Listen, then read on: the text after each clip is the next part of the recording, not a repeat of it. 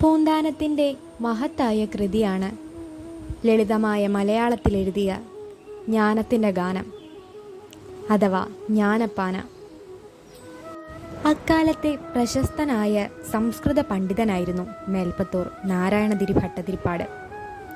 അദ്ദേഹത്തെപ്പറ്റി കേൾക്കാത്തവരായിട്ടോ അറിയാത്തവരായിട്ടോ ആരും തന്നെ ഉണ്ടാകുകയില്ല.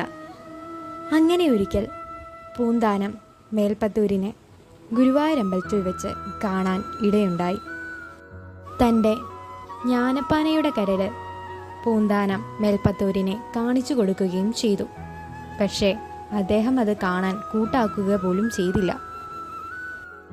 അക്കാലത്ത് മലയാളം പണ്ഡിത വൃത്തങ്ങളിൽ അംഗീകരിക്കപ്പെട്ടിരുന്നില്ല. മേൽപ്പത്തൂർ മലയാളത്തെ സംസ്കൃതത്തിന് തുല്യമായി കണക്കാക്കാത്തതിനാൽ പൂന്താനത്തെ അദ്ദേഹം അവഹേളിച്ചു വിട്ടു.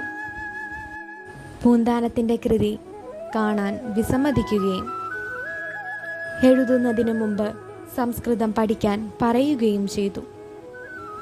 മേൽപ്പത്തൂരിൻ്റെ ഈ വാക്കുകൾ പൂന്താനത്തെ വേദനിപ്പിച്ചു. അദ്ദേഹത്തിനിത് സഹിക്കാൻ പോലും കഴിഞ്ഞിരുന്നില്ല. മേൽപ്പത്തൂരിൻ്റെ ഈ പെരുമാറ്റം സാക്ഷാൽ ഗുരുവായൂരപ്പന് പോലും ഇഷ്ടമായില്ല. അദ്ദേഹത്തെ ഒരു പാഠം പഠിപ്പിക്കാൻ ഭഗവാൻ തീരുമാനിച്ചു. അക്കാലത്ത് മേൽപ്പത്തൂർ നാരായണീയം രചിക്കുകയായിരുന്നു. അടുത്ത ദിവസം 10 ശ്ലോകങ്ങൾ ഭഗവാന്റെ സന്നിധിയിൽ അർപ്പിക്കാൻ വന്നപ്പോൾ ഒരു വാക്കുപോലും ഉച്ചരിക്കാൻ മേൽപ്പത്തൂരിന് സാധിച്ചില്ല. മേൽപ്പത്തൂരിൻ്റെ അടുത്തു നിന്നൊരു കൊച്ചുകുട്ടി തനിക്ക് പറയാൻ പറ്റാതെ പോയ ആ 10 ശ്ലോകങ്ങളും അവതരിപ്പിക്കുകയാണ്. അതിലെ 10 തെറ്റുകളും ചൂണ്ടിക്കാണിക്കുകയും ചെയ്തു. പെട്ടെന്നാണ് ഒരശരീരി മേൽപ്പത്തൂർ കേൾക്കുന്നത്. അങ്ങയുടെ സംസ്കൃതവാക്യ പരിജ്ഞാനത്തേക്കാൾ എനിക്കിഷ്ടം പൂന്താനത്തിൻ്റെ ഭക്തിയാണ്.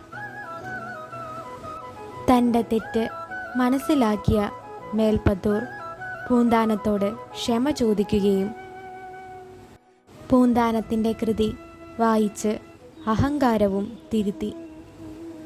വലിയ സംസ്കൃത ഭാഷ പണ്ഡിതനാന്ന് കരുതിയ മേൽപ്പത്തൂരിൻ്റെ അഹങ്കാരവും ഭഗവാൻ തിരുത്തിക്കൊടുത്തു.